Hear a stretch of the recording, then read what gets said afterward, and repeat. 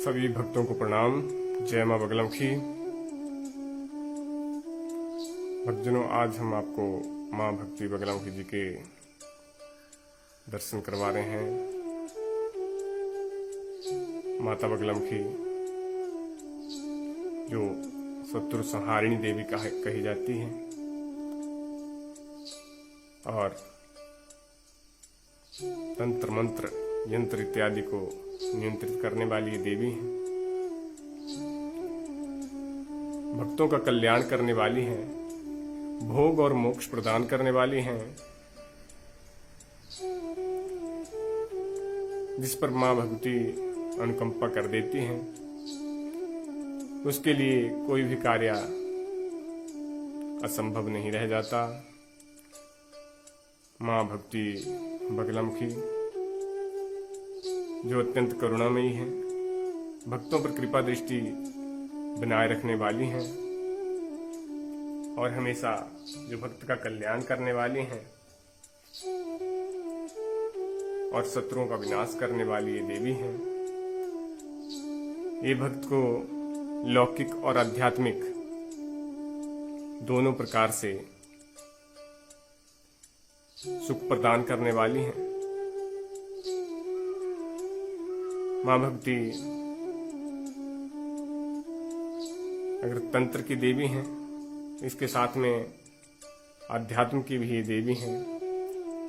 और जो मध्य नाम के राक्षस जिसकी जीवा मां भक्ति ने पकड़ रखी है, तो आध्यात्मिक रूप से ये जो मध्य नाम का राक्षस है, ये हमारा मन है।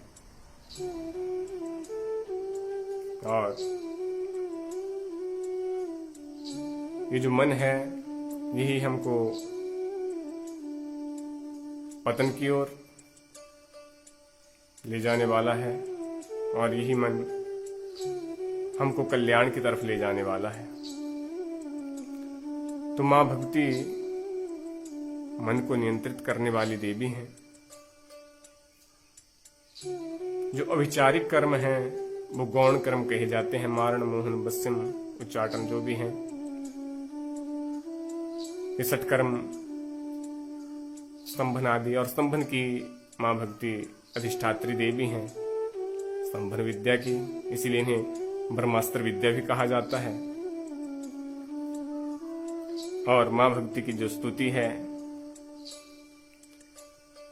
तो उसमें कहा गया है कि मध्य स्वाब्धि मणिमंडप रत्न विद्याम सिंहासनो परिगताम परिपीत वर्णाम पीतांबराभरण माल्या विभूषितांगी देवी भजामि मुद्गर्भैरि जीवामग्रम आदाय करेण देवी बामेन शत्रुन परिपीडयन्तीम गदा विघातेन च दक्षिणेन पीतांबराढ्यम द्विभुजाम नमामि।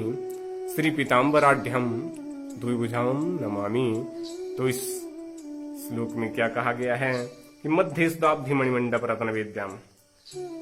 सुधाब्धि होता है अमृत का समुद्र, अर्थात क्या कहा गया है कि जो मां भक्ति जो है, अमृत के जो समुद्र है उसके मध्य में मणिमंडप की जो रत्नों से जड़ित वेदी है, जो सिंहासन है, उसके ऊपर मां भक्ति बगलामुखी जी विराजमान है।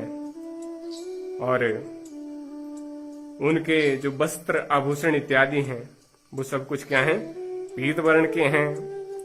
और उनके बाएं हाथ में शत्रु की जीवा है और दाहिने हाथ में क्या है, मुद्गर है, गदा है।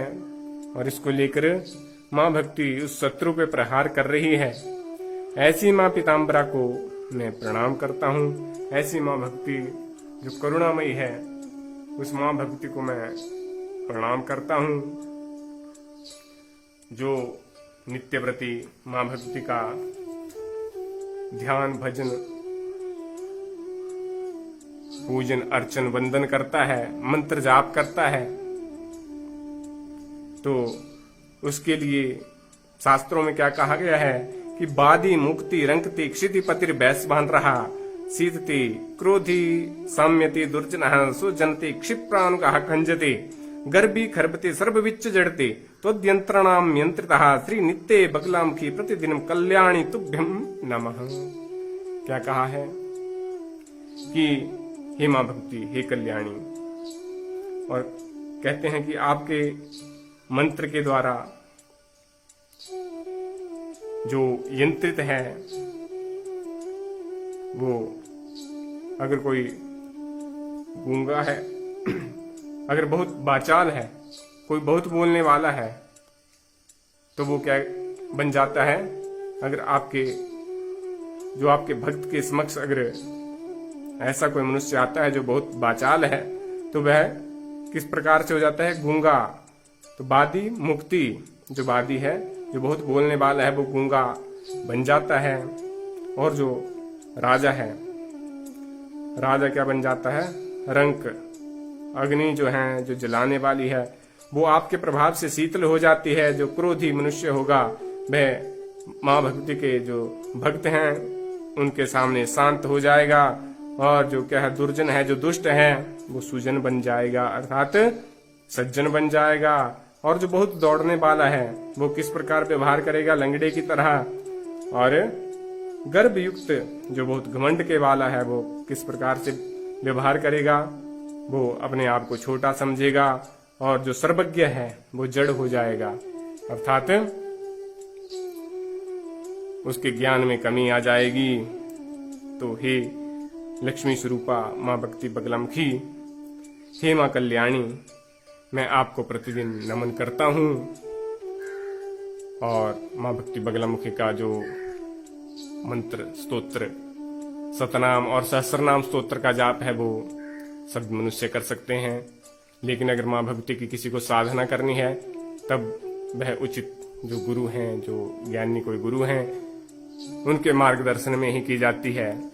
लेकिन अगर एक आम मनुष्य माँ भगवती का पूजन अर्चन वंदन करना चाहे तो वह मंत्र स्तोत्र सतनाम सहस्रनाम इत्यादि जो स्तोत्र हैं इनका पाठ कर सकता है, का जाप कर सकता है।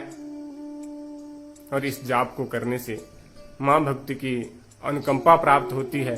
लेकिन अगर आप माँ भक्ति की साधना करना चाहते हैं, आराधना करना चाहते हैं, तब इसके लिए आपको किसी गुरु के मार्गदर्शन में जाना पड़ेगा। उनके मार्गदर्शन से ही माँ भक्ति की साधना कर सकते हैं। क्योंकि माँ भक्ति का सौम्य और उग्र दोनों रूप हैं। तो जो भी आम मनुष्य जब माँ भक्ति की भक्ति करता है तो उसे सौम्य रूप में माँ भक्ति का ध्यान करना चाहिए। तभी माँ भक्ति भक्त के लिए कल्याणकारी होगी। और माँ भक्ति की छत्र छाया हमेशा भक्त के ऊपर बनी रहती है। तो आप सभी भी माँ भक्ति का पूजन वंदन स्तोत्र सतनाम सहस्रनाम इत्यादि पाठ करें और माँ भक्ति की अनुकंपा को प्राप्त करें। क्योंकि माँ भक्ति की कृपा से ही भोग और मोक्ष की प्राप्ति होती है। तो जो भी मनुष्य अगर शत्रुओं से पीड़ित है अथवा जिसमें आत्मविश्वास की कमी है, माँ भक्ति का पूजन वंदन करके उनकी कृपा को प्राप्त कर सकता है। जय माँ बगलामुखी।